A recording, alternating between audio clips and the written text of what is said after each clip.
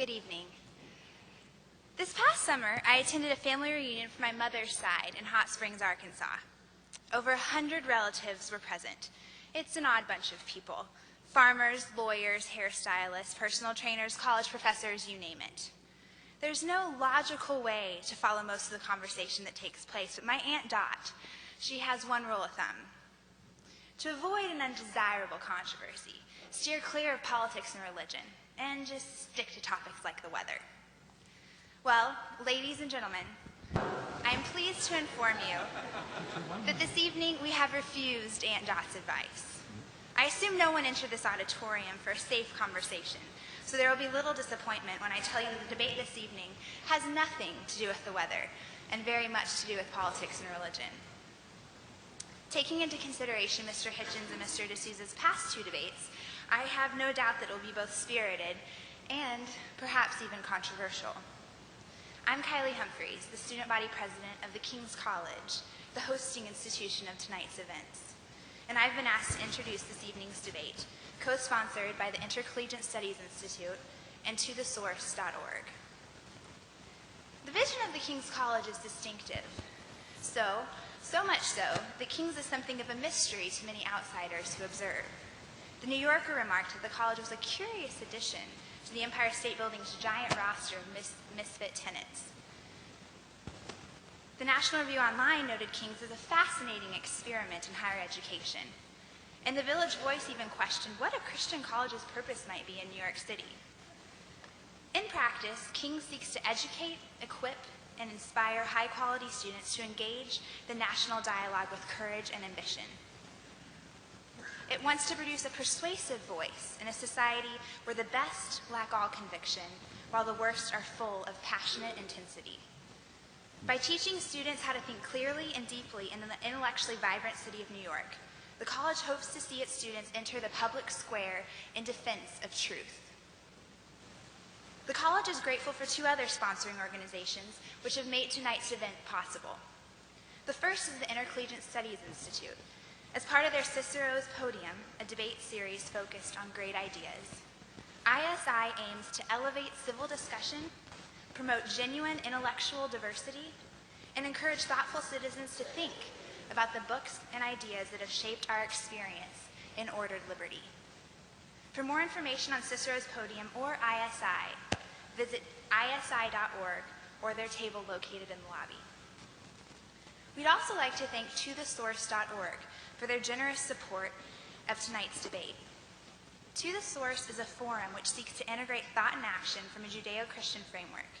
Through weekly email reports from influential critical cultures, To the Source addresses specific, timely issues that challenge hardcore secularism with principled pluralism. From its inaugural broadcast of 100 people to today's nearly 30,000 subscribers, To the Source continues to offer insightful commentary to embolden men and women of faith for greater civic involvement. As you entered this evening, you should have received a small brochure about the King's College. Inside, you'll find some information about To the Source, should you like to subscribe to their free newsletter. There's also a comment card that gives you the opportunity to let the college know if you'd like to know more about future events, the college, or perhaps even visit our campus in the Empire State Building. And finally, allow me to introduce Dr. Marvin Olasky, who will serve as the moderator for this evening's debate. Dr. Olasky is the provost of the King's College and editor-in-chief of World Magazine, the fifth most read news weekly in the United States. Dr. Olasky comes to this stage respected for his insight into the spheres of journalism and academia, as well as his engagement in the topics of religion and politics, he himself having sat opposite Mr. Hitchens this past May when they debated the topic, "Is Christianity good for the world?" Perhaps we can ask Dr. Olasky after tonight's debate whether he prefers debating or moderating. Please welcome Dr. Marvin Olasky.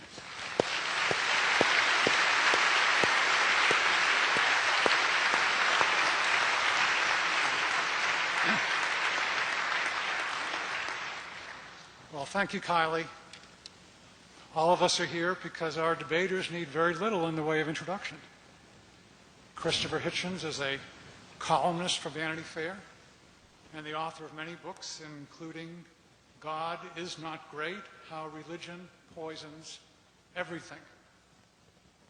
In a review of that book, Richard Dawkins praised the deadly accuracy of Hitchens' critique and offered this advice: if you are invited to debate with Christopher Hitchens, decline. Relax. Relax. Now, Dinesh D'Souza, who has not declined, has written influential books such as The End of Racism and The Virtue of Prosperity. One reviewer said this about Dinesh's new book, quote, infinitely more sophisticated than the rants produced by Richard Dawkins and Christopher Hitchens. What's so great about Christianity leaves those atheist books in the dust? Well, we shall see. Ground rules for tonight. Dinesh goes first for 10 minutes, then Christopher has 10 minutes. Each has a 5-minute rebuttal. Then we let them go at each other directly for 15 minutes. We'll then entertain questions from the audience, not speeches or homilies, questions please, with King's College students getting the first 3 questions. Dinesh, Christopher, please pay attention to the timekeeper who has signs indicating a 2-minute warning and then a stop sign. So let's begin. Dinesh, you're up first.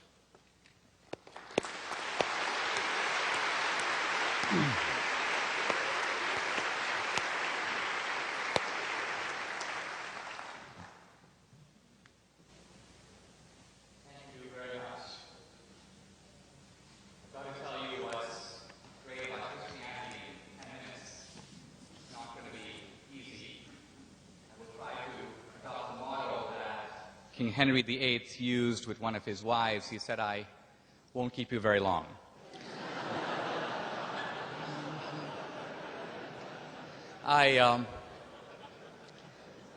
This is Christopher Hitchens and my 3rd time around. We've debated other topics before. It's our first time debating this issue. I really welcome the opportunity. In my opening statement, I'm going to make a positive statement about Christianity.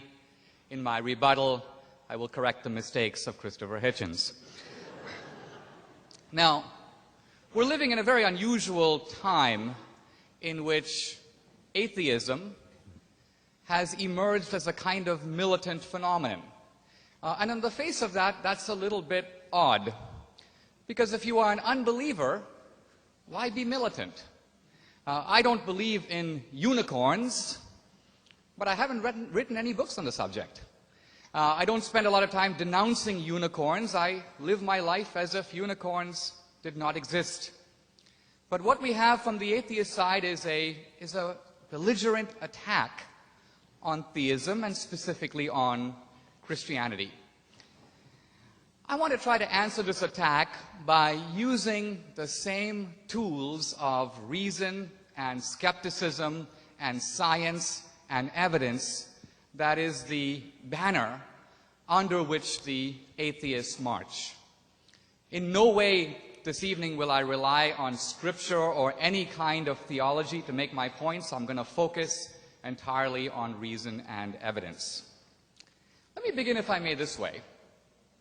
In reading through the various atheist books by Hitchens, Dawkins, Harris, and the others, if I were to make a list of the values that the atheists cherish the most, I would list values like the idea of individual dissent, the notion of personal dignity, the idea of equality, the equal dignity of men and women, an antipathy to oppression, inequality, and slavery, the idea of compassion as a social virtue. Now, what's interesting is that if you take a good look at this list, you realize that these values came into the world because of Christianity. How do we know that? Partly by looking outside of Western civilization, where we see that these things that we take for granted There's a tsunami that devastates a place in Africa. All the Western, which is to say Christian nations, rush to help. Nobody else seems to. Something unique is going on that's internal to our civilization. Now you might say, well, Western civilization isn't just built on Christianity, it's built on Athens, by which we can say classical reason, and also on Jerusalem, which is Judaism and Christianity. And yet if you look at the world of Athens, which is to say Greece and then pre-Christian Rome, you discover that those were civilizations that were based on slavery. They were civilizations where women were treated very badly. They were civilizations where human life didn't count for a whole lot. The Spartans notoriously would leave the feeble child on the hillside to see if it was still alive in the morning. And the great philosophers of Greece and Rome viewed these incidents with equanimity. They didn't think it was a big deal. It is only from Christianity that these things that had been uncontroversial for a long time become controversial for the first time. In Sam Harris's book, he tries to blame slavery on Christianity. But the reality is that if you look at history, slavery was a universal institution, practiced in every known culture. The Greeks and Romans had it, the Chinese had it, there was slavery in ancient India, American Indians had slavery long before Columbus got here. So it is Christianity that mobilized the first movement in the world to oppose slavery. First the Quakers and then the evangelical Christians took a theological idea that we are all equal in the eyes of God. An idea that, by the way, for some centuries was seen as a merely spiritual truth, and they gave it a political application. If we are all created equal in the eyes of God, no man has the right to rule another man without his consent.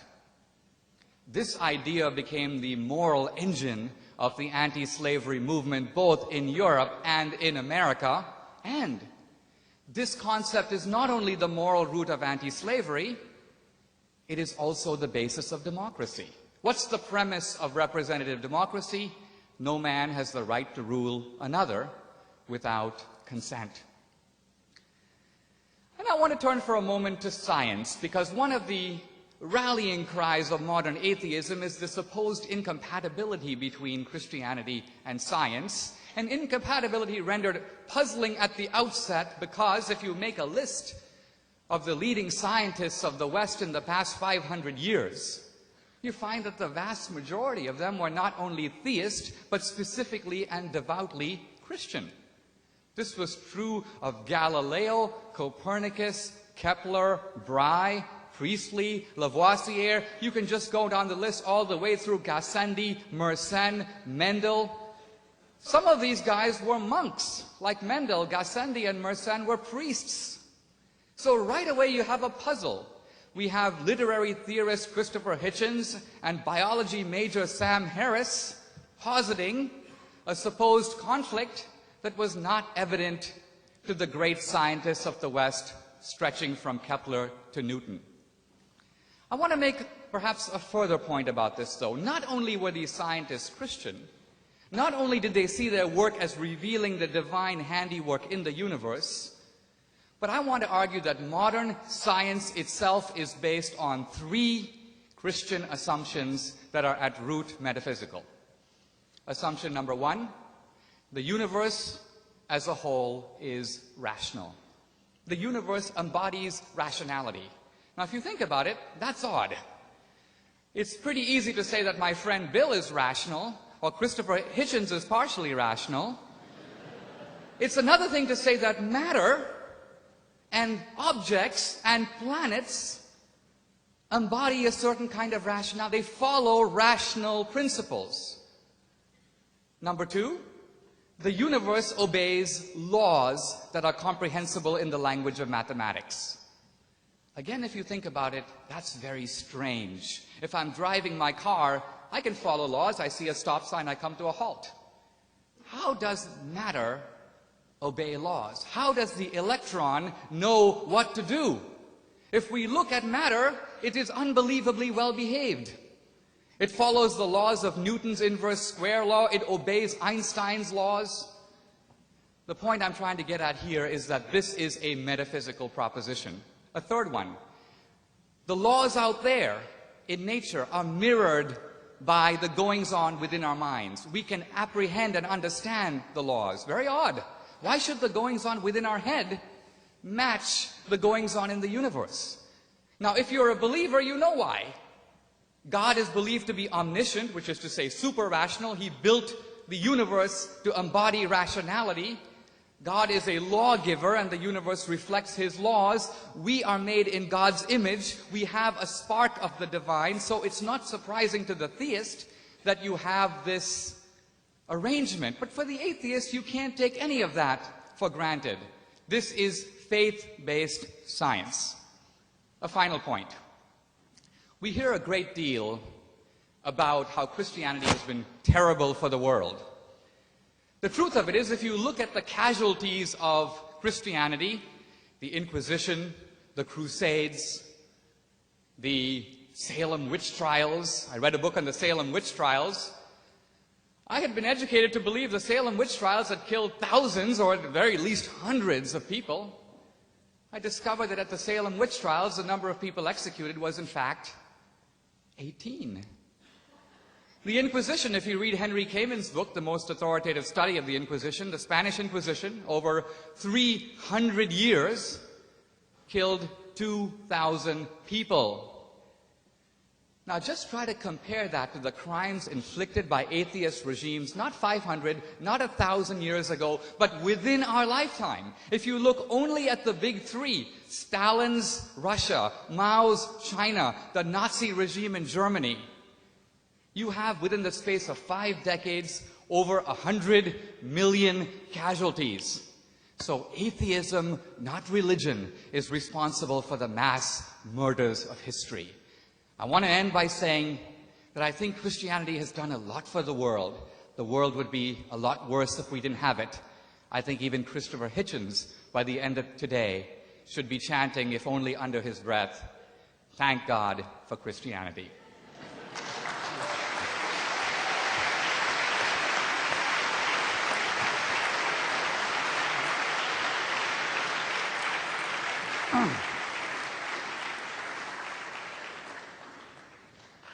Well now, Mr. Chairman, ladies and gentlemen, comrades, friends, brothers, sisters, I would be self-sacrificially a Christian if I cut into my own time, limited as it is, to pay any compliments, so I won't, except to say that Dinesh is one of the most formidable debaters I've ever encountered on any subject, that he has the further great advantage of actually believing in this stuff. You try it. You go up and down the country, ask a Calvinist, does he really believe in Calvin's theory of predestination? Ask a Roman Catholic, do they really believe in the virgin birth? You get all kinds of Life of Brian evasions from them. It's metaphorical, really. No, Dinesh believes this. That's very useful. And then I want to thank the alarmingly polite and wholesome faculty and staff of the King's College. Now, I'm asked to prove that Christianity is the problem, and I'll try to do that, but for now, all I need to I think I need to say is it's a problem or part of the problem, being as it is what we know it to be, a loose plagiarism from Judaism, and along with Judaism, one of the other two religions plagiarized in turn, that's given us all the blessings of Islam. So it's part of man-made religiosity that trades under the brand name of monotheism. And the problem that all three have in common is that of faith.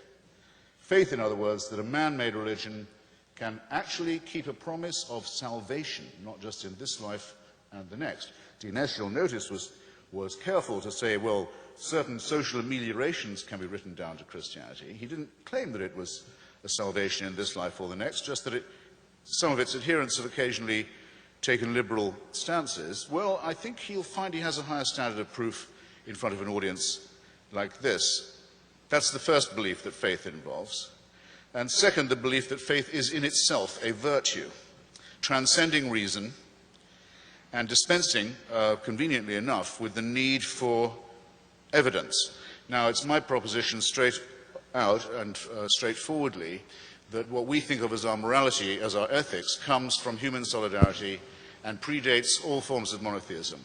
Don't let it be said in your hearing, ladies and gentlemen, any of you who have any self-respect, that we know the story to be fiction of the Exodus and the wandering and the encounter in Sinai. We know that really to be a metaphor, but taking it to be true that my mother's ancestors wandered all that time under the belief that perjury and murder and theft were okay, only to eventually bump into Mount Sinai and receive the news it wasn't kosher after all. We have to have more respect for ourselves than that. Any human society that had believed those things wouldn't have got that far. I think it's pretty safe to say.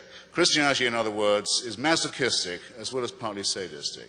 It attacks us in our deepest integrity. It says that you and I wouldn't know a right action, wouldn't be able to derive it, or a right thought without the permission of a celestial dictatorship that guards us while we sleep, that can convict us of thought crime, that supervises our every waking moment, that is in fact the origin of totalitarianism in the obeisances that it demands of us, and that will continue to judge us and persecute us and supervise us even after we were dead. This, in my view, as well as being utterly untrue, utterly falsified by fearful human beings, is something that it is very fortunate we possess no evidence for.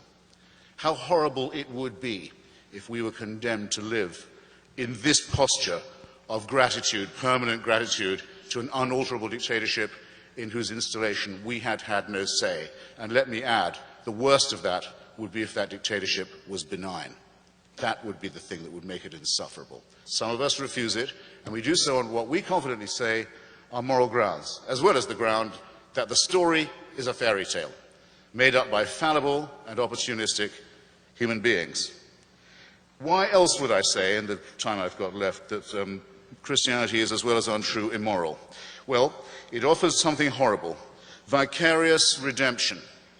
You're told that by applauding a human sacrifice, a particularly cruel and revolting one, that took place before you were born, to fulfill a prophecy in which you had no say,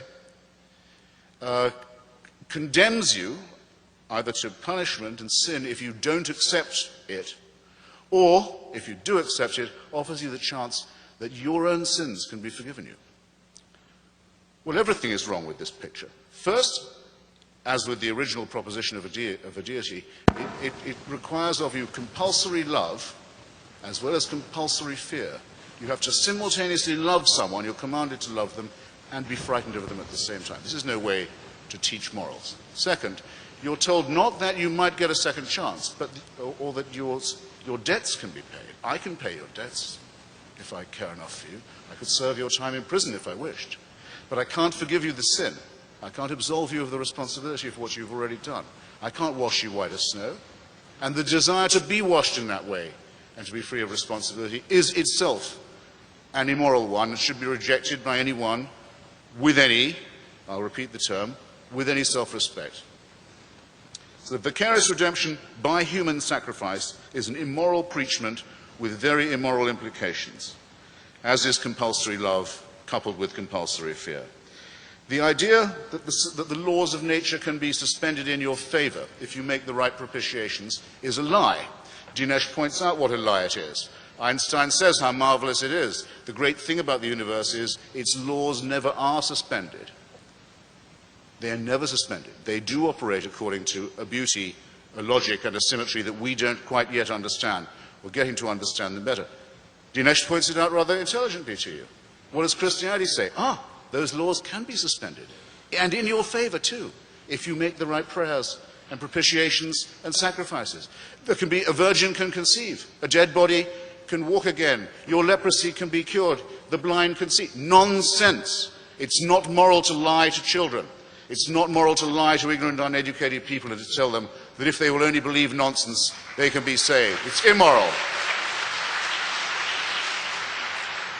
The totalitarian concept of the afterlife, the hideous idea, doesn't even occur in the New Testament. doesn't occur even in the violent rape and genocide-filled books of the Jewish Bible. There is no punishment of the dead. When God has destroyed your tribe and had your virgins and your children murdered in front of you and your flocks and herds scattered and so on, and you also fall down to a bronze sword, he's done with you. The earth can close over you. That's it. You've tangled with the wrong tribe, the one he favored. Not until gentle Jesus, meek and mild, are you told, if you don't make the right propitiations, you can depart into everlasting fire. One of the most wicked ideas ever preached, and one that's ruined the lives and the peace of mind of many, many children, preached to them by vicious, child-hating old men and women in the name of this ghastly cult, which we're met here to discuss tonight. I don't need 2 minutes to finish with this religion, but thanks.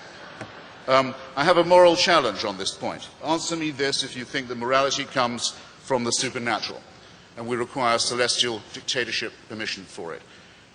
Name me a moral action committed by a believer, or a moral statement, or ethical statement uttered by one, that could not be made or uttered by an unbeliever. I've asked this in a number of venues and forums now. I'm going to keep on asking it. I've not yet had an answer.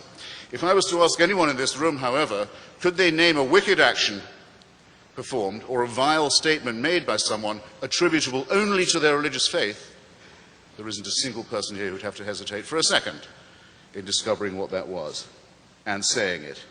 Why is it incompatible with knowledge and science? It's for this reason. We calculate that the human species, Homo sapiens, has been around now. Carl Sagan thought perhaps 200,000 years. I would say 100,000. Not more, not less.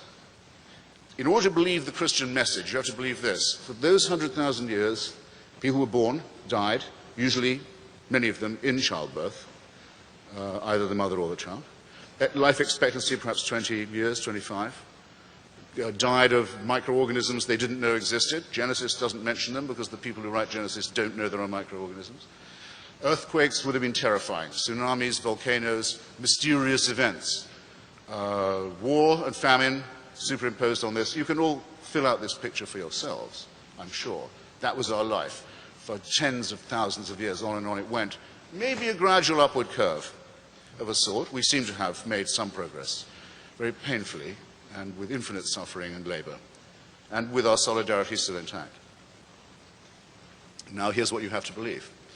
You have to believe that heaven watched that for 98,000 years. And after 98,000 years decided 2,000 years, it may be time to intervene. And the best way of doing that would be to have a filthy human sacrifice in a very remote part of Palestine. And the news of this has still not penetrated to the rest of the world, and I don't think will be believed when it does, and isn't believed by me, and can't be believed by a thinking person. Thank you.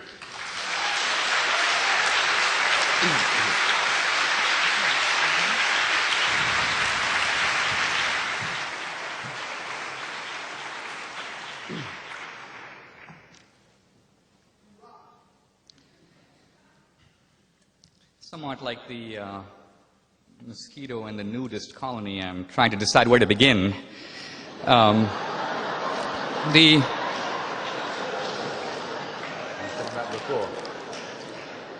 want to begin with, if I may, with stripping away a kind of a pose. Because usually when you debate the atheist, the pose is, I am a man of evidence seeking the data. I'm following the evidence where it leads. Now, what's interesting is that if you listen to Christopher Hitchens, he offered no shred of evidence for anything he said at all. He presumed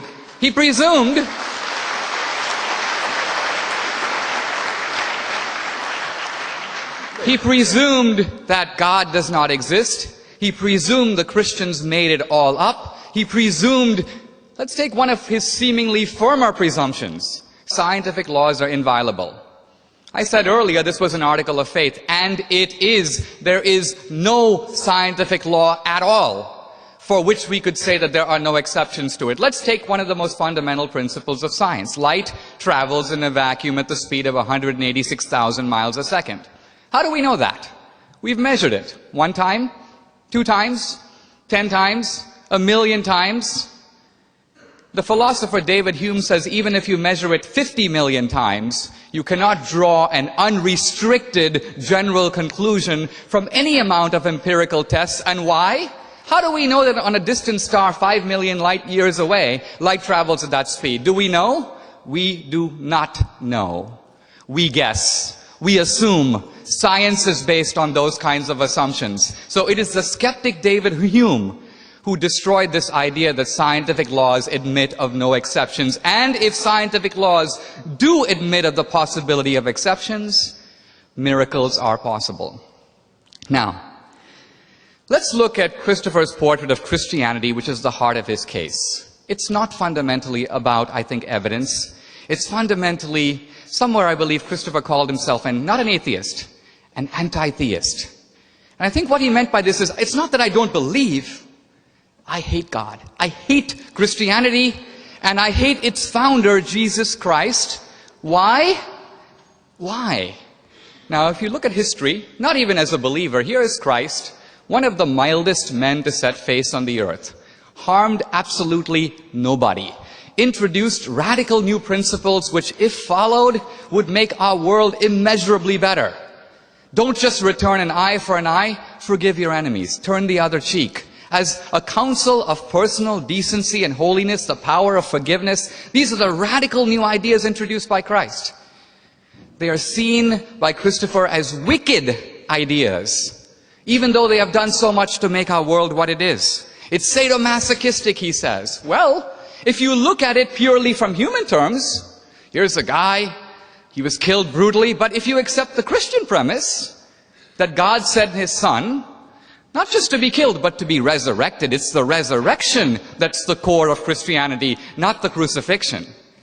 So it's not a sadomasochistic thing, it is a triumphant thing. And here I want to get to the core of all this. I want to read a quotation, if I may, from Christopher, and it's something he sort of said this evening.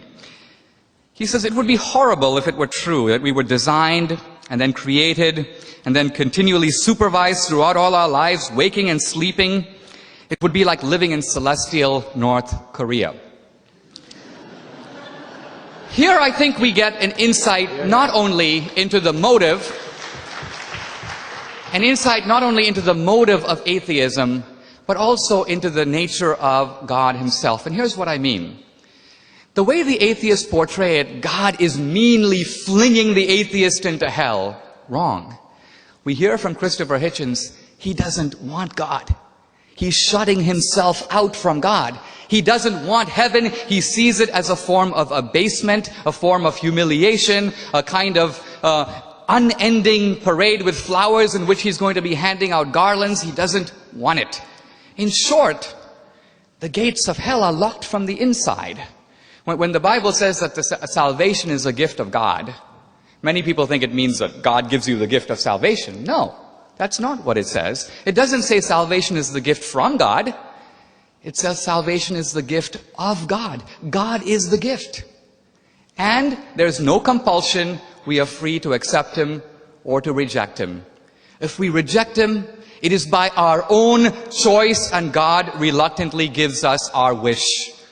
There's no sadomasochism in that. There is only free choice, the choice to reject God. Thank you.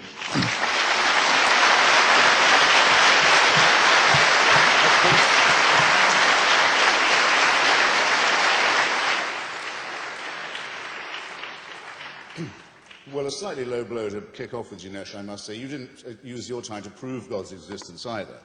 I think you'd have needed more time than I would if that's what we were here to debate. I imagine that it was held in common between us and this audience that it isn't possible to decide these matters finally, that no one has ever produced an ontological proof of God that is completely satisfying, nor a disproof that is completely satisfying. However, the burden surely is a little more heavy on those who say, I know that there is a God, and not only am I a deist, I'm a theist, I know what he wants. In fact, I know who his son is. In fact, I'm on sort of personal terms with the guy in ways that are not evident to you. That demands a slightly higher standard of proof, and to say you didn't come up to that scratch, my dear, I'm sorry, is to say the least of it. Okay? Now, Why be militant, I was asked. Why do you care? After all, if all this is nonsense, why do I exercise myself about it? Well, I'll give you one example straight off. There is a religion that some of you will have heard of. It has 12 imams, 12 holy men, who all serve God, a one God, an only God.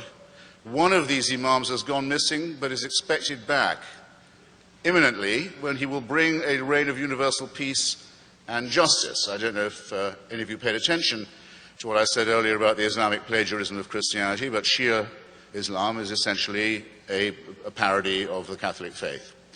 Now, the people who believe in this, you said unicorn, I would say tooth fairy, or sinister Santa Claus, propose to acquire thermonuclear weapons by illegal means at present, and to deploy them against not just Jews and Christians, but atheists, secularists, homosexualists, rapists, adulterers. I think they've only got me 3 times so far in this.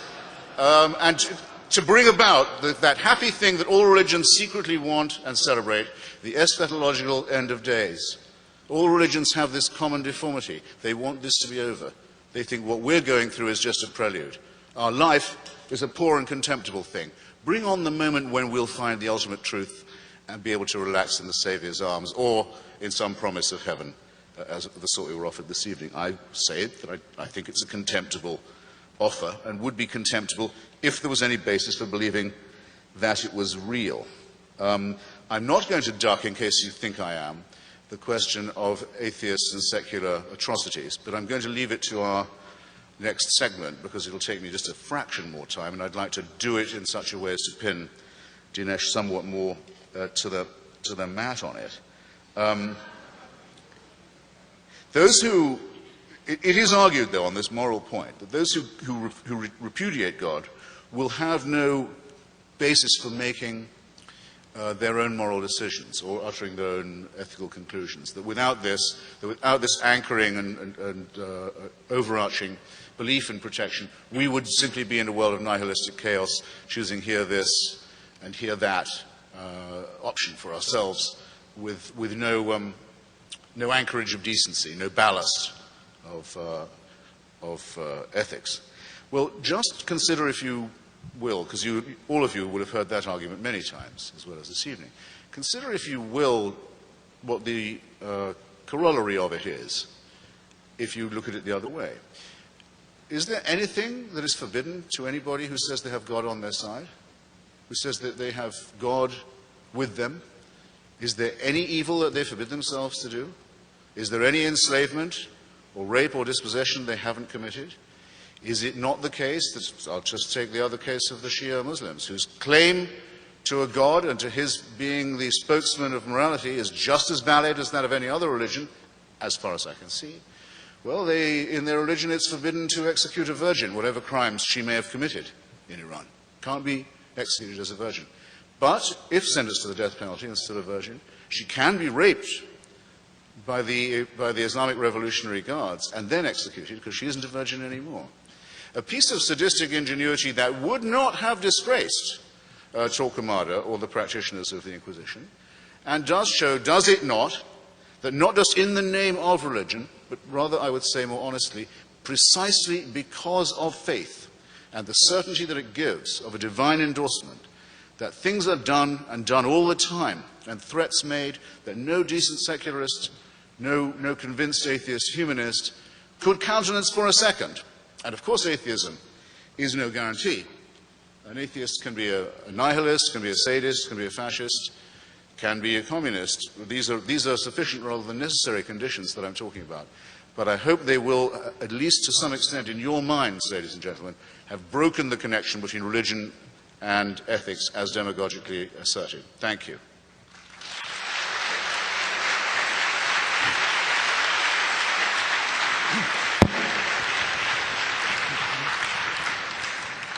Yes, we'll now move to 15 minutes of cross-examination, with Dinesh getting the first question and the debaters going back and forth. Now, if you have a question that you'd like to ask the debaters, you may, in about 10 minutes or so, begin lining up over there.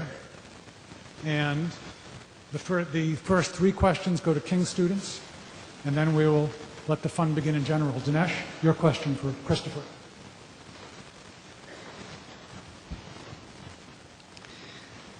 Could you name any scientific law whatsoever for which you have certain knowledge that there are no exceptions?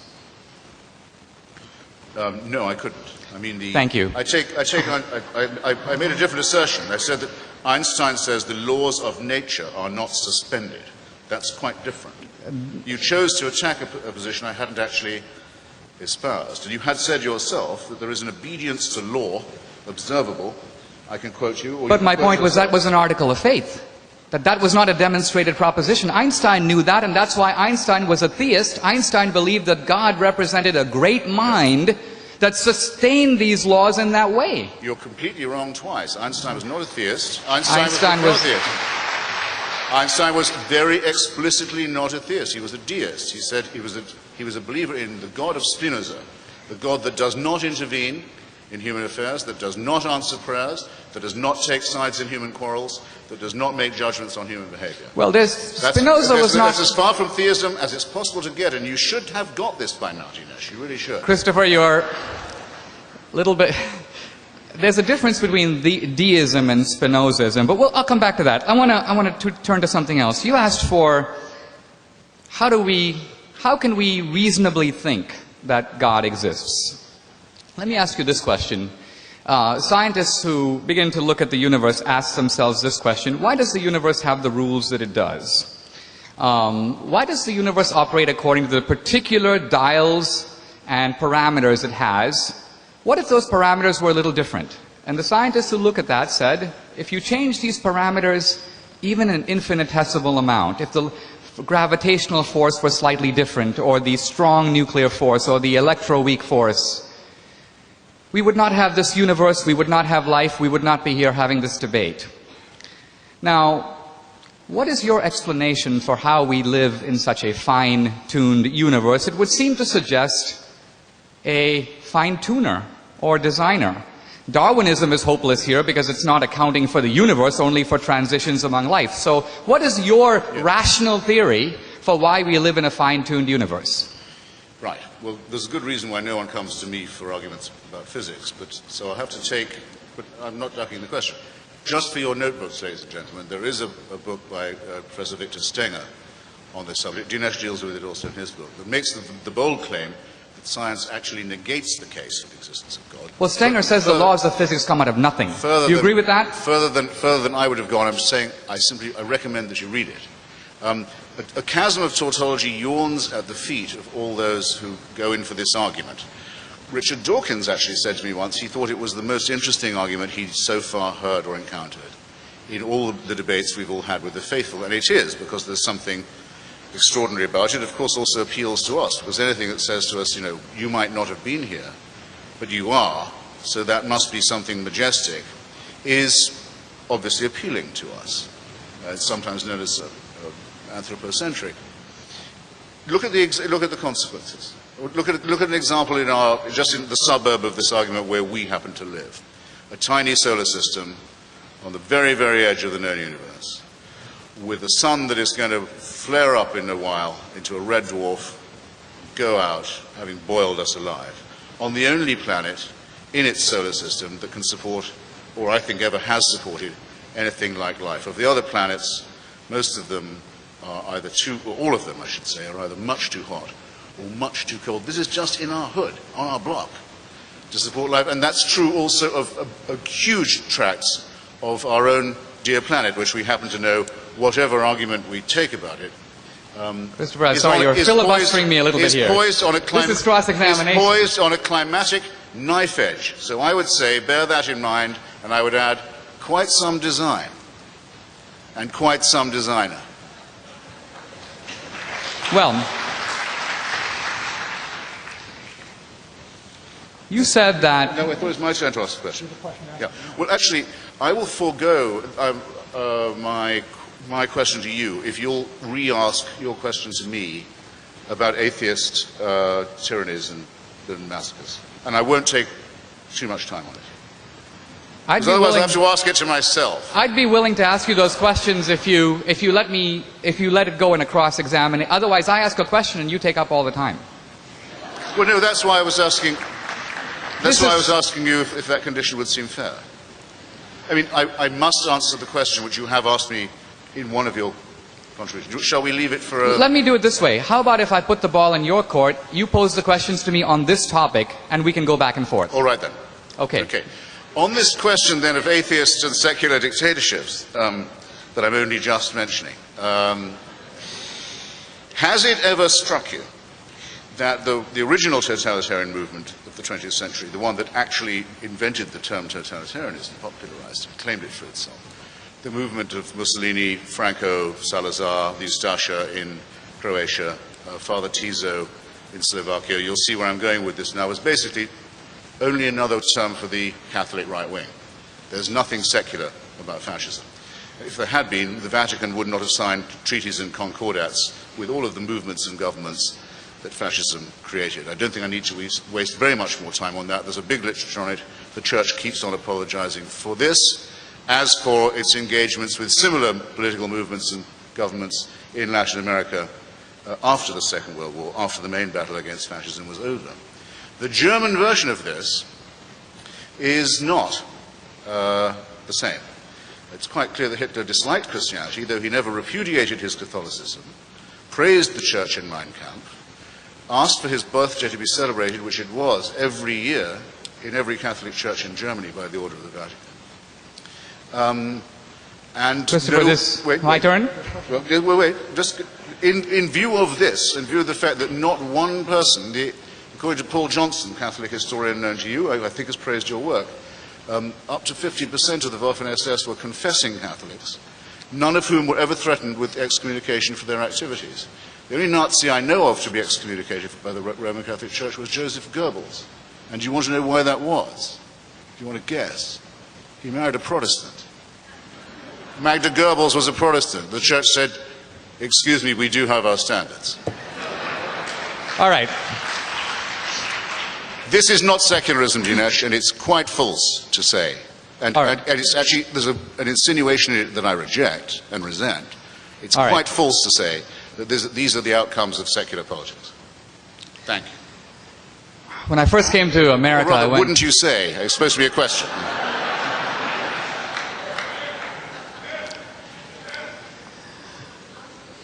You notice that in his statement, Christopher Hitchens zoomed in on one issue, Hitler and the Nazis, leaving untouched, indeed unmentioned, the scourges of communism.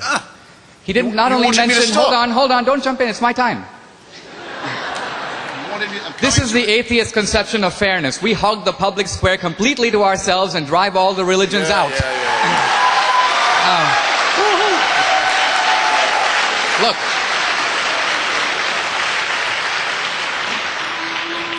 You wanted me to stop. I need about 2 minutes to answer you. Okay, fine. Not only did he not mention Stalin, not only did he not mention Mao, he didn't mention Pol Pot, Ceausescu, Fidel Castro, Kim Jong-il. Now, Richard Dawkins in The God Delusion says, well, there's a big difference. The Christians did what they did in the name of religion, but the atheists aren't committing their crimes in the name of atheism. Now, this is what happens when you let a biology major out of the lab. Because here's a guy who knows nothing of history. I wouldn't accuse you of that, Christopher. But all you have to do is read Marx. All you have to do is familiarize yourself with communism. It was an explicitly atheist ideology that sought to create a new man and a new utopia, liberated from the shackles of traditional religion and traditional morality. It was no accident, as the Marxists said, they always targeted the churches, they always killed the clergymen and the priests and so on. Now, the case about Hitler is very interesting. You should read Richard Evans' multi-volume History of the Third Reich. In the beginning, Hitler thought, I can make some friends among the Lutherans and the Catholics, and so he invented something called positive Christianity, which was basically Nazi Christianity. He praised Christ basically because he said that Christ was the only one alert to the dangers posed by the Jews. But you only have to read the book to realize that Hitler hated Christianity. He hired people around him who were all atheists. Their explicit goal, the moment they got into power, was to destroy the church, which was seen as doing what? Putting a little bit of a moral bridle on the horrible plans of Nazism. So ultimately, it's not the Christians. Christians ultimately are accountable in some ultimate sense. Atheists are not. And that's why the atheist regimes killed more people in a week than the Inquisition could kill in 3 centuries. And why? Because of the maxim stated by Dostoevsky and the brothers Karamazov, if God is not, everything is permitted.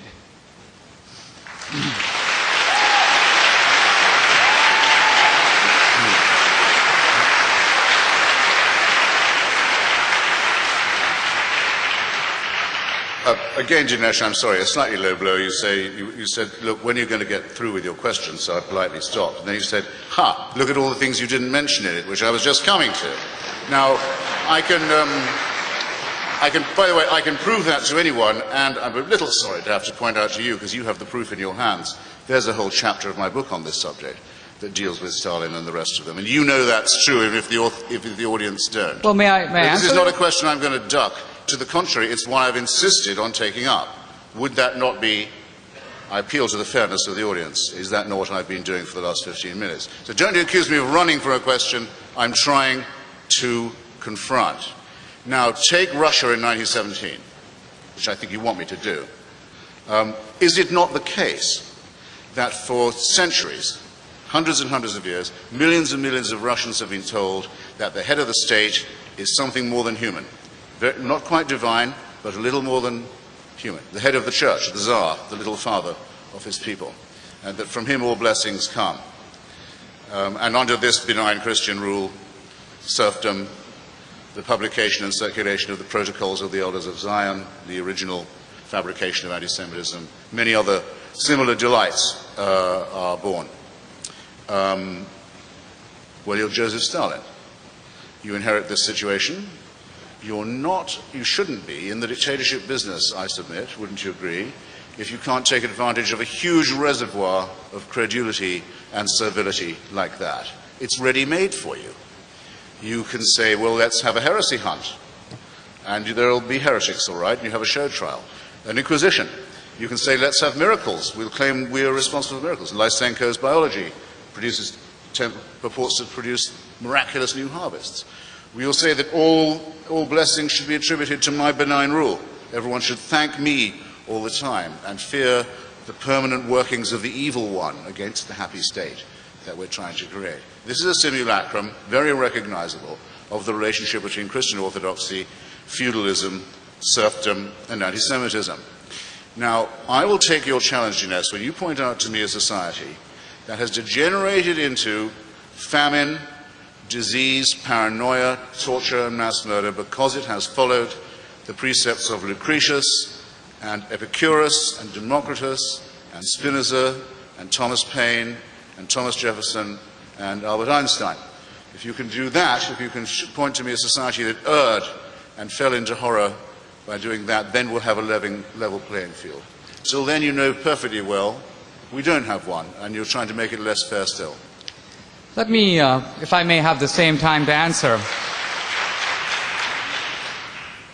Right here we see the way in which there's a kind of inequality of measurement going on. We find among the atheist writers an attempt to blame religion not only for its own crimes, but also the crimes of atheism. Sam Harris, in his book The End of Faith, says the following. He's trying to prove that suicide bombing is entirely religious. But he knows that the inventors of suicide bombing in the modern form are the Tamil Tigers, who are fighting over land and are fighting over self-determination. So he says this: while the motivations of the Tamil Tigers are not explicitly religious, they are Hindus who undoubtedly believe many improbable things about the nature of life and death.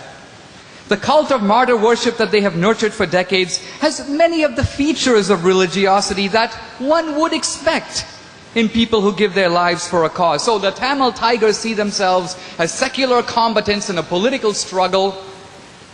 But Sam Harris detects a religious motive because these guys are Hindus, and surely there's some underlying religious craziness that explains what they're doing. Now we turn to Christopher Hitchens. I want to read, if I may, a line from Daniel Dennett in his book, Breaking the Spell. He says this: He says, it is true that religious fanatics are rarely, if ever, guided by the deepest and best tenets in those religions. So what? Al-Qaeda and Hamas terrorism is still Islam's responsibility, and abortion clinic bombing is still Christianity's responsibility. Here's what he's saying. If bad guys do bad things in the name of an ideology, the ideology doesn't get to shake them off and say, those guys were just perversions. You have to take responsibility. And the point I'm making here is, Christopher Hitchens will not take responsibility as an atheist for the crimes committed in the name of atheism. He is doing backward somersaults to blame the Christians for them. So Christianity has a lot to answer for. We wouldn't need repentance if that wasn't the case. But Christians should not have to answer for Mao and Stalin and Hitler, people explicitly dedicated who, if they could, would destroy Christianity and wipe it off the face of the earth, as would apparently Christopher Hitchens.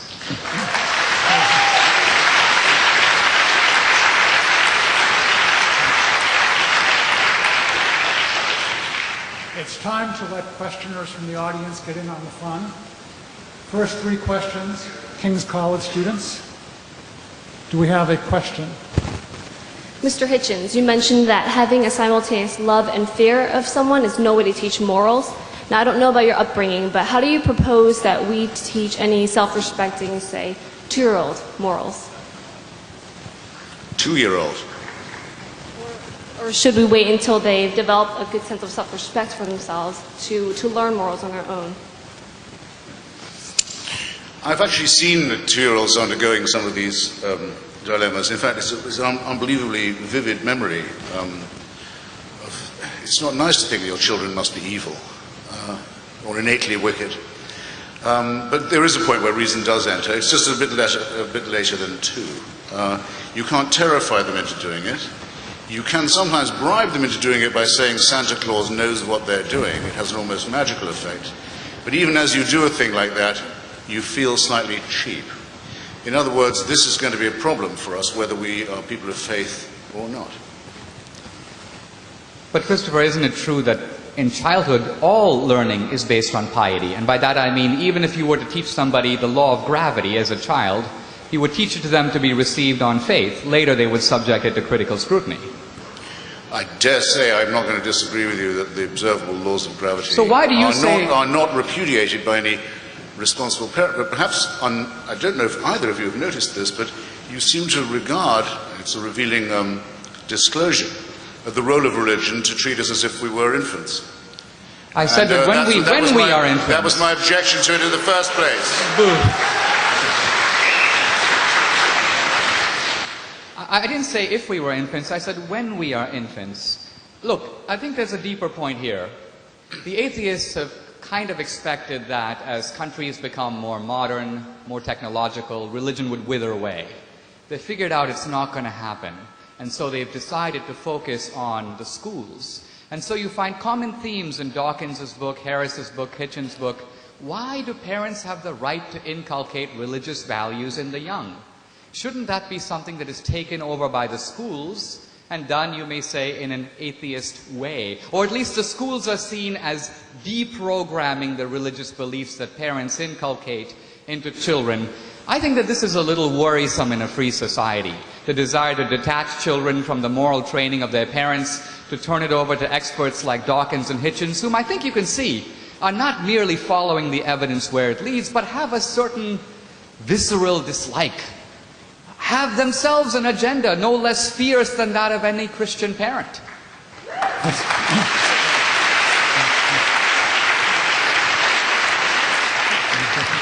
This is a question for Mr. D'Souza.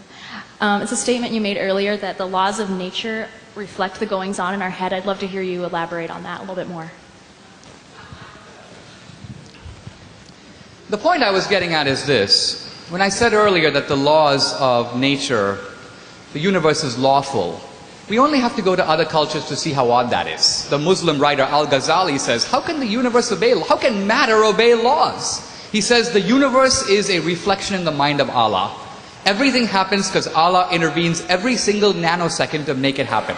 Now that's not the belief of Christianity. Now, if you imagine that in our heads are atoms and molecules and neurons firing away, I ask you, what logical necessity is there for the workings of these neurons in here to match the laws of the universe out there? Why should there be a correspondence between the two? Again, as a theist, I have an answer. As an atheist, he has a guess. And in fact, he's been hanging an awful lot on that guess tonight. The reason I'm not defending this or that miracle, but I'm simply saying that we have a very limited understanding of You haven't nature's defended any laws. miracles, as a matter of fact.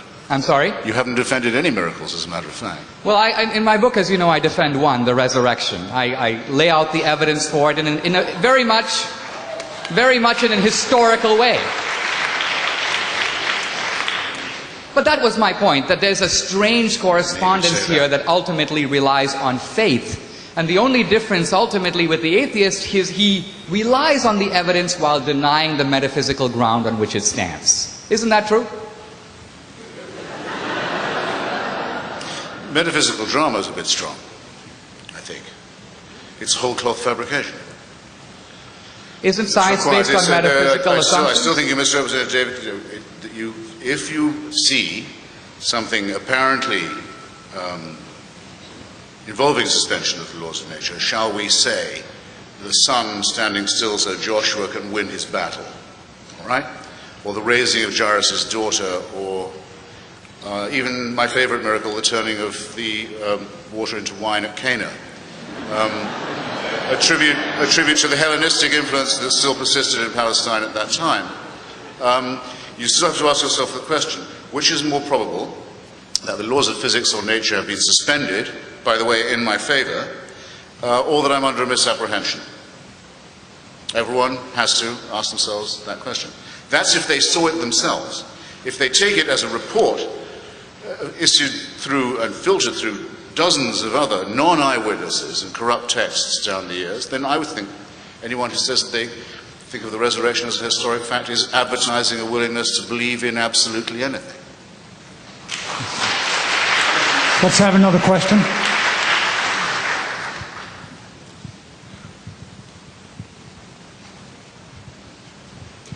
This question is for Mr. Christopher Hitchens. You've said in past debates, and I refer to the debate between you and Doug Wilson, that morality has merely evolved. And I say merely because I think we'd all agree, Christian and atheist alike, that morality has evolved anthropologically speaking. But I want to know, if it's merely evolved, why can't I transcend the current state of evolved morality? What standard can you appeal to? Well, look, evolved morality is because we're an evolved species, and because of our evolution, the lowly stamp of which, as Darwin so beautifully puts it, we bear, the fact that we are primates, an unarguable fact. Our prefrontal lobes are slightly too small. Our adrenal gland, though there's evidence that they're still evolving, which is, I think, heartening. You may have to be patient.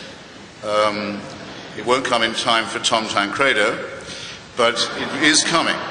And our adrenaline glands are too big. They produce more adrenaline than we need. And there are all kinds of other problems with our whole bearing and nature. Some people would like to call this original sin. It's certainly true we have some innate inbuilt design flaws. There isn't going to be any supernatural solution to this, and nor can it be supernaturally commanded to go away. As Fulk Greville says, you can't create people sick and then order them to be well. And that's what religion does. And it's because it makes impossible demands on people and insists they believe in possible things and obey laws that cannot actually be followed that I accuse it of totalitarianism, the essence of which is the combination of authority with caprice.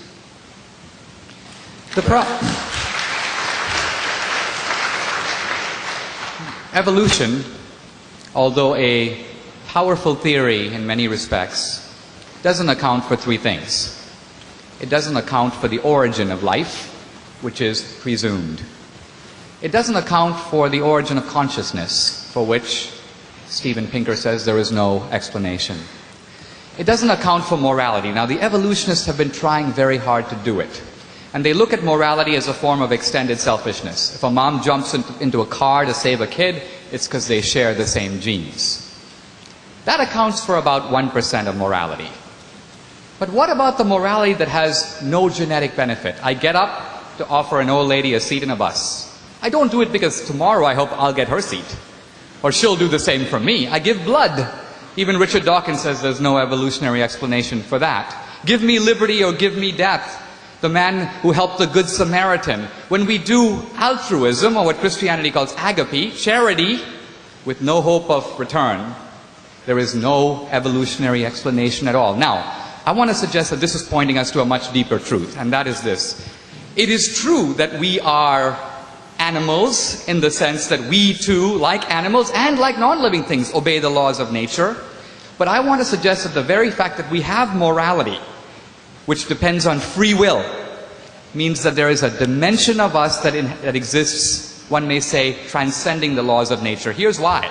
A stone doesn't have a choice of whether to roll down the hill. It can't say stop. It merely follows the law. On the other hand, in small decisions and big, I have choice. Here's a pen. I have a free choice to drop it or not. If I drop it, it will follow exactly the laws of gravity. But my decision to drop it is purely a free choice, undetermined by the laws of physics. I can go either way. And every moral choice is of that nature. Our entire vocabulary of thou shalt not and don't do this and you shouldn't have done that would have to be wiped out if it was merely an you wouldn't have to teach anyone right and wrong. It would be genetically programmed into them. So the idea that we are already moral by evolution, it's nonsense. Morality ultimately does have to be inculcated.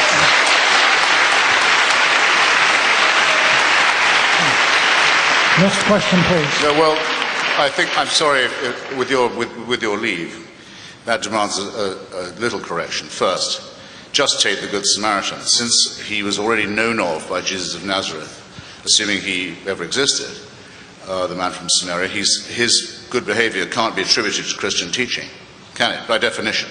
And if you recall, all the people who behaved worst in that story were priests and Levites and the other devout ones. So they seem to have got he seems to have got his idea of human solidarity without divine or religious permission.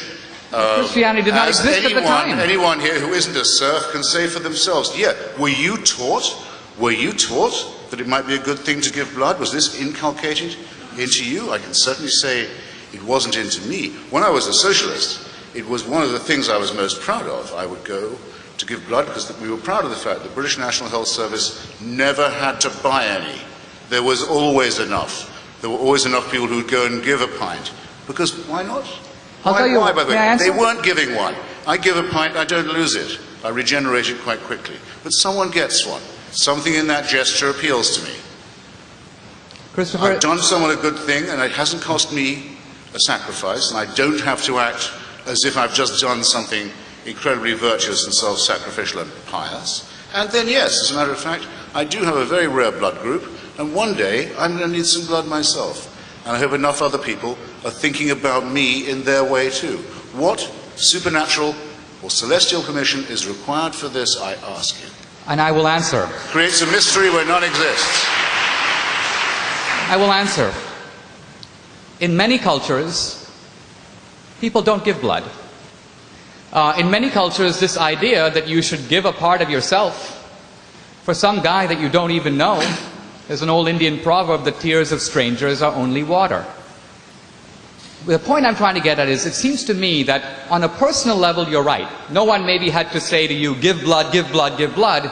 What you're missing is the fact that here you are, atheist Christopher Hitchens, educated and raised in a Christian culture, the culture of Christian Europe, where this idea of compassion, which was not there in the world before, Aristotle scorned it. Aristotle praised magnanimity, the superior man deigning to the inferior man, but not compassion in the sense of feeling for the other guy. It was Christ who invented that and brought it into the world. Now, you are parasitic on that. You are acting out those virtues, but you're refusing to pay debt or even acknowledge the Christian source of them. That, it seems to me, is a little ungrateful historically. Okay.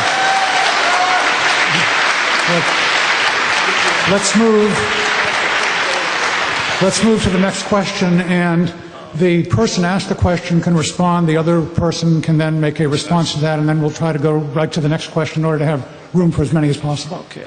Gentlemen, thank you for showing up tonight. It was a pleasure listening to you at this point. I have a lot of things I have to say, but of course I want to get succinct on it.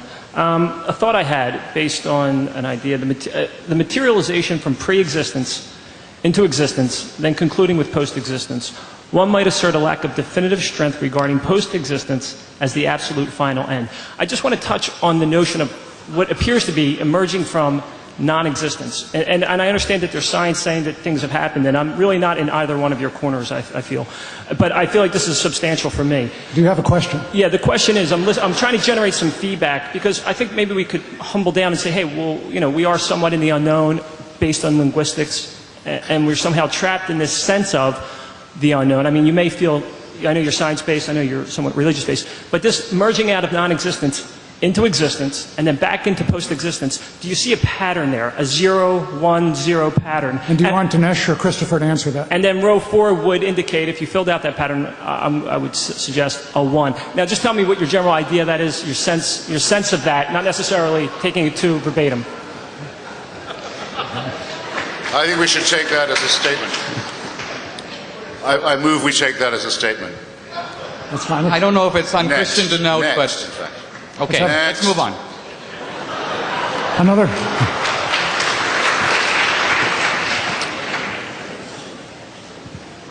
Yeah. Dr. Hitchens, I come from Tonga No, in the Professor South Hitchens, Pacific. please. Professor, before Christianity came, Tonga, Fiji, they have men for dinner. And in Tonga, it was a mess. My question is, let's say they did not come to the Pacific. What do you have to offer us as an atheist? What do you have to offer us? Well, should I ventriloquize the question? I'm not sure everybody heard it. The gentleman is from the island of Tonga, which is in the Pacific. Used to be a British Crown possession. I don't know if it still is. I'm certain that's how the Christians got there anyway, thanks to British imperialism. And he says that before the Christians came, people were freely dining off one another. This is a fair... In Fiji, yeah. I've heard the stories. It's often struck me as a tremendous problem. Why was no redemption ever sent to this island? Why did it go on? It reminds me of the question I closed by in my original statement. 98,000 years of human existence, and heaven watches with indifference. We're expected to believe 2,000 years ago intervenes by means of a human sacrifice in which all took part and which all must believe, and that's the salvation. And it's not offered to the Chinese, who at that stage can read and can write and can build boats and can have libraries and gunpowder and can spread an idea. No. It takes many thousands of years before, in a very weird form, it gets to China at all. There are parts of Borneo where people still practice cannibalism, where this message still hasn't spread. Now, this isn't a problem for me because I regard it as man-made. It isn't a problem for me. This is my answer, because I regard it as man-made. The answer for you must be, unless you accuse humanism or secularism of advocating cannibalism, which it does not, is how come this design, this revelation, this redemption, this faith-based, and I should remind Dinesh earlier that my identification of the problem was precisely faith, the preference of that over reason and evidence. Why doesn't it seem to work? Why, whenever you ask, why is there so much suffering, misery, ignorance, backwardness, and barbarism? Why is that question unanswerable in the terms in which it's asked? You've just phrased it for Tonga and Fiji. I think Christopher's missing the force of the argument here, which is not simply that the Christians have been negligent in carrying this universal message, but that when Christianity came to the rest of the world, it brought new values into those cultures. One time I said to my grandfather, how come we are part of a tiny Christian minority in India? And he said, 2 words, the Portuguese Inquisition. Meaning that some very zealous missionaries, possibly accompanied with some bayonets, came to India and Christianized the Indians. I want to say two things about this, however. Even though that may have occurred at the beginning, you found in a very short time large numbers of Indians rushing to Christianity. And why? As I looked into this matter as I got a little bit older, I discovered that in the Indian caste system, you have 4 castes with the untouchables at the bottom, and if you're born an untouchable, you're finished. There's nowhere to go. You can't get out of it. Many of the people in the untouchable class were very attracted to Christianity because they saw it as affirming the idea of spiritual equality among persons. This was not immediately or even over a long time translated into complete political or social equality, but it meant something to say to somebody, you're not a nothing, you're not a dog, you are a human being, and that alone counts for a lot. What I'm trying to say, and I think what the gentleman here was trying to say, is that most of the world didn't have that. We didn't have it in Western civilization either. Christianity brought it in. Now, it imported some of it from Judaism, but Judaism was for the tribe. God instructs His chosen people. Christianity takes the idea and universalizes it. If you look at the rights that are stated in the UN Declaration of Human Rights, you notice something very interesting. You read those rights, they're universal rights? No. Virtually all of those rights are the specific legacy of Christianity. It's good that they're universalized because Christianity wanted from the beginning to universalize them. But they are not the shared rights recognized in all the cultures and practices, whether religious or non-religious, in other cultures. So I think we're seeing here from people who have experienced it. I don't care about those inquisitors who came a long time ago. I'm kind of grateful to them, although probably my ancestors would not have shared my enthusiasm. But they brought me into the orbit of Christianity and Western civilization, and the fact that I have the values that I do, the beliefs that I do, the respect for dignity, women, equality, and so on, is entirely the legacy of Christianity as it was exported, I'm sorry to say, Christopher, not by the British, but by the Portuguese. The British could have done a better job. Next question, please. The thing is, just a tiny thing. If you claim it for one, you have to claim it for all. It seems to me. It means that means you accept that, yes, Hamas does a lot of good with social services. Yes, Louis Farrakhan gets black kids off drugs. Yes, the Mormons must have had a point, devout as they were, when they said black people didn't have souls, as they did until the 1970s. That everything attributable to religion must be attributable to it. You can't just pick and choose the bits that you like. The abolition of cannibalism is one thing. The Muslims say they abolished child sacrifice, but think of the things they also brought. And tell me if this doesn't show, what I've been arguing from the first, that it is a man-made institution, not a divinely appointed one, and that you get exactly the sort of coincidences you would expect from that. The world looks as it would look if there was no God. Next question, please. My question is for Mr. Hitchens. Sorry, keep getting them, but... That's all right. Movement, evolution, and change are hallmarks of human history. If religion poisons everything, as you claim, why haven't we just gotten rid of it and moved on? Well, I think that there are 2 reasons. I'll be quick, because I see when you ask. Religion caters to our egocentricity, to our sense of self-importance, as well as to our masochistic tendencies. I'll say what I mean by that. Religion teaches us that we're originally sinful, that we're sinners in the hands of an angry God. The Quran says we're made out of a clot of blood. The Bible says out of dust. That we're born evil, we're wicked, we should sprawl, we should grovel, we should be glad that someone who even cares to look after us at all. Be grateful.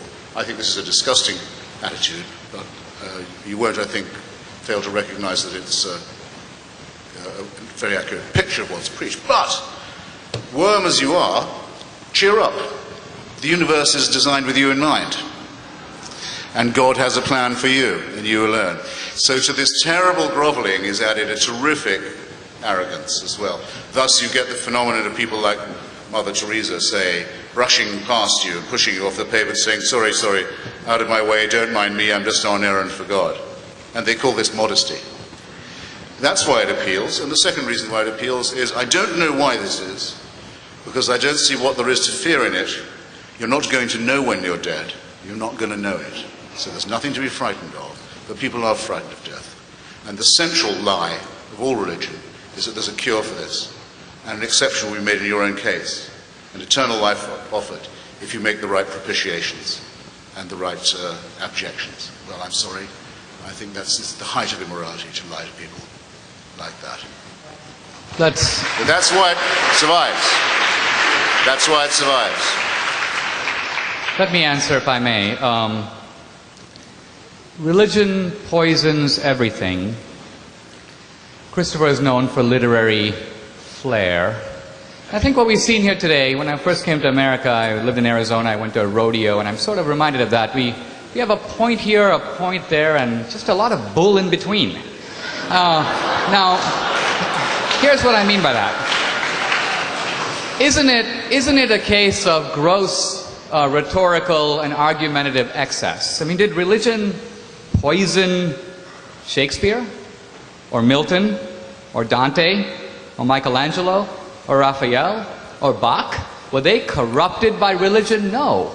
Their work is in some ways an exhibition of a transcendent reflection as we see in art. Even secular people should be able to appreciate that and to recognize that that is the special legacy of our civilization, built in part on Greece, but also in equal, if not larger part, on Jerusalem. Now, we are now coming closer to the core of what this debate is about. This idea here that religion is a form of wish fulfillment. Christopher didn't think of that. Sigmund Freud said it. Marx said it in a different way. Religion is the opium of the people. We can't face life. We can't face death, so we make up stuff. Now, I could give a religious rebuttal to that, which would look something like this. I can totally see why in a wish fulfillment world, we would invent heaven. Heaven is cool. And if I wanted to get away from my diabetes or the fact of death, I might say, I'd like to live in heaven. I don't think I would have made up hell.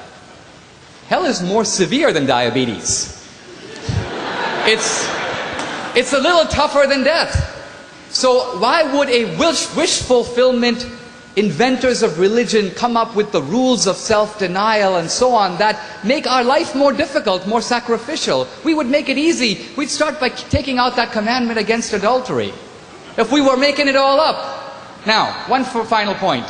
The idea of religion as wish fulfillment makes no evolutionary sense at all, a point made by the atheist Steven Pinker. He says this: it makes no evolutionary sense to make stuff up that threatens your own survival. Imagine this: I am a rabbit. I am being pursued by a lion. I have to decide whether to run. I decide I will not run. Why? There is another life waiting for me, even better than this one. What would be the fate of such a rabbit? It would be immediately eaten. Rabbits who engaged in wish fulfillment would not survive. That's the point. You need a better theory.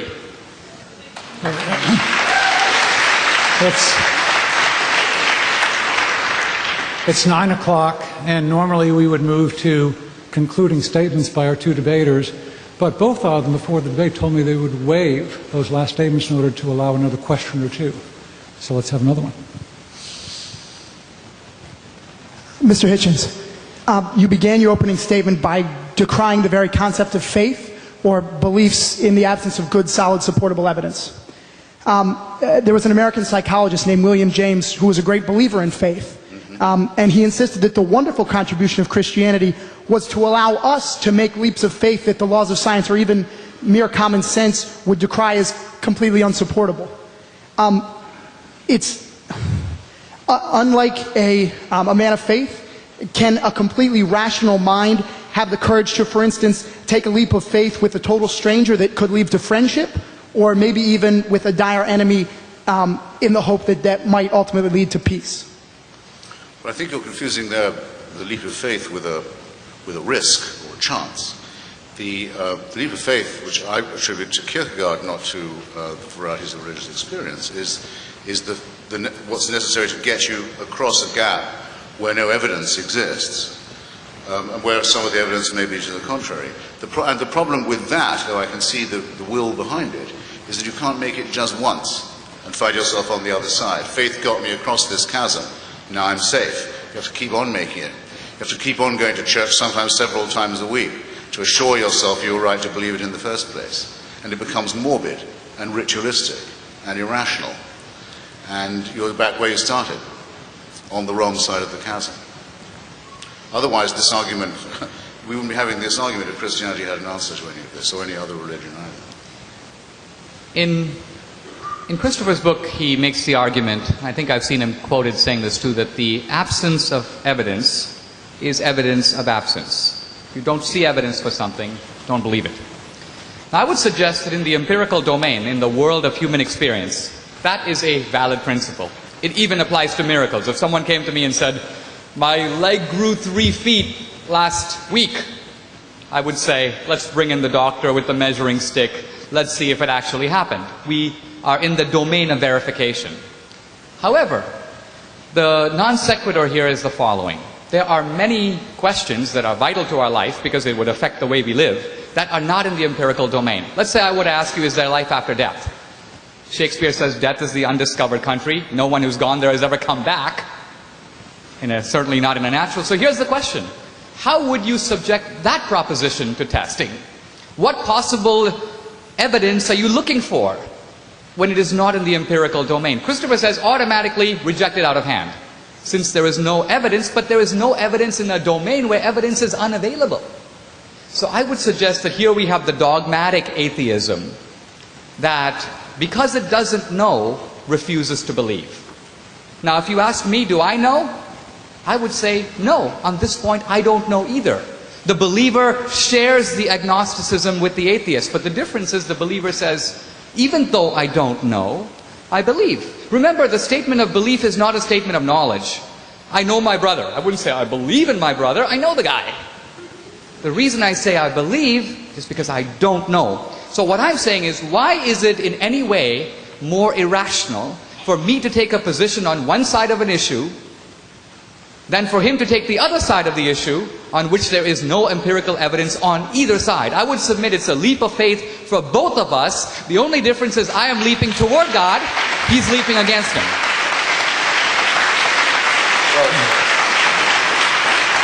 Yes, last question, please.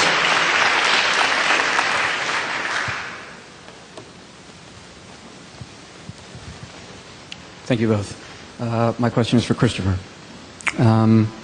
I've heard you say in several debates that I've seen online that you do not deny the existence of either the transcendent or the numinous.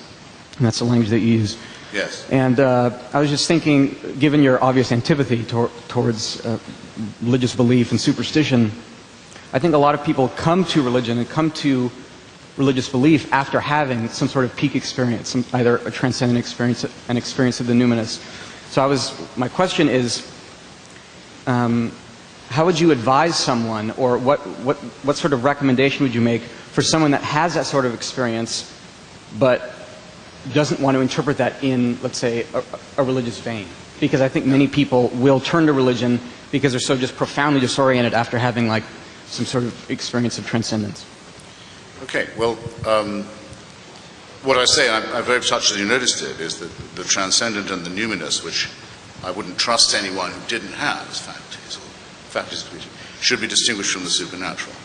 That, for example, I'm just about to forget his last name. Francis is his first name. He's the Collins of the Human Genome Project, with whom I had a long discussion the other night, says that he was hiking one day, I think it was in the Pacific Northwest, and there was a frozen waterfall that had 3 streams frozen. It was a frozen trinity, if you like.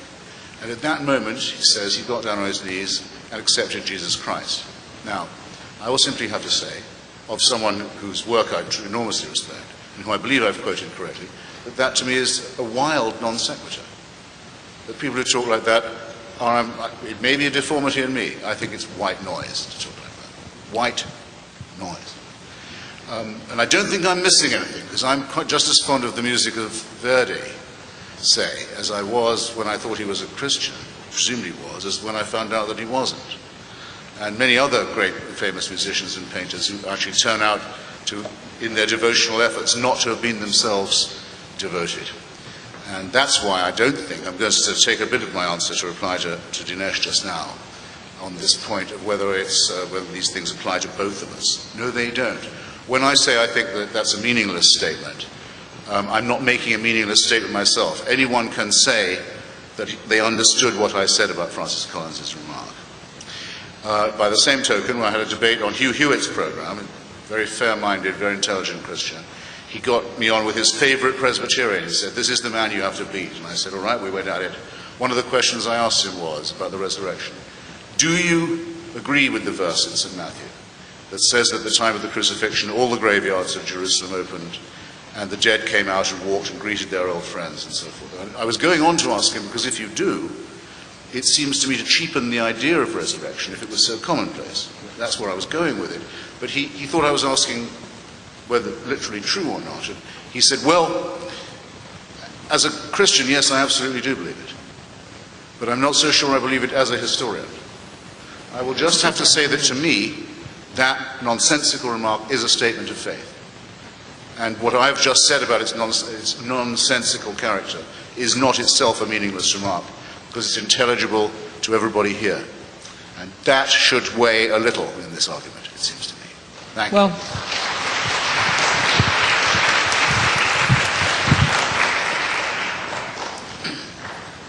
I don't know what Francis Collins was getting at, but I can tell you a little bit about what Kepler was getting at. I think when you look at nature, you notice that there is enormous intelligence embodied in nature. And this is, I think, for the person who thinks about it, a deep mystery. Kepler was measuring the movements of the planets, and the theologians all told him that the planets should move in circles. And Kepler realized that was not the case. But he said, I bet you, based on faith, that there is a divine plan for the motions of the planets that is far more ingenious, mathematical, symmetrical, and beautiful than anything you have thought up so far. And when he revealed Kepler's laws, he said, I found it. This is, if you will, God's plan for the universe. There's a deeper point we're getting at here. Earlier, Christopher said, what does Christianity do that's different? Why can't an atheist do the same? He's written a book denouncing Mother Teresa, somewhat irreverently called The Missionary Position. I do want to tell you a very brief story about this and try to say why someone like Mother Teresa might be an object of such derision.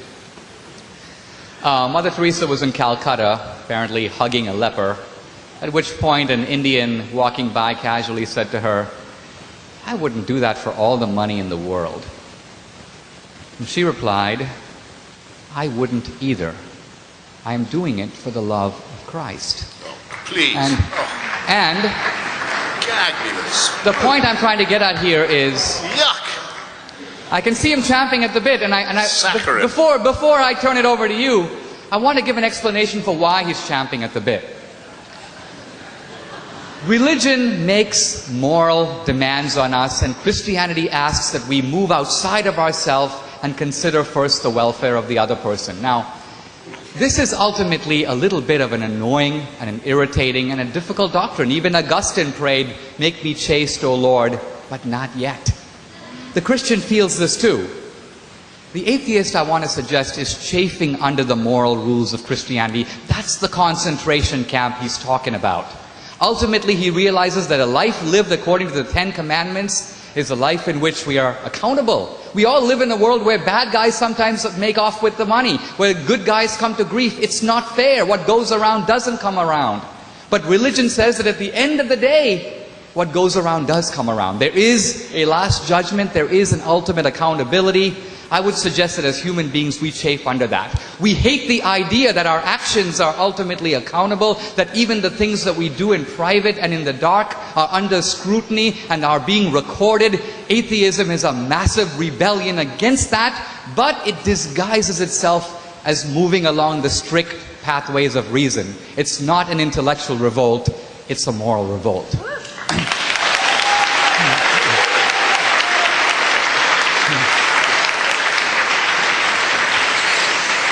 Good, we've been going at this for over 90 minutes now, and it's time to sadly cut it off. 3 concluding notes. First, if you have information cards for King's College or love notes for Christopher or Dinesh, please give them to an usher as you're leaving. Secondly, Dinesh here will be signing copies of his new book. And third, thank all of you for coming, and please join me in thanking our 2 debaters.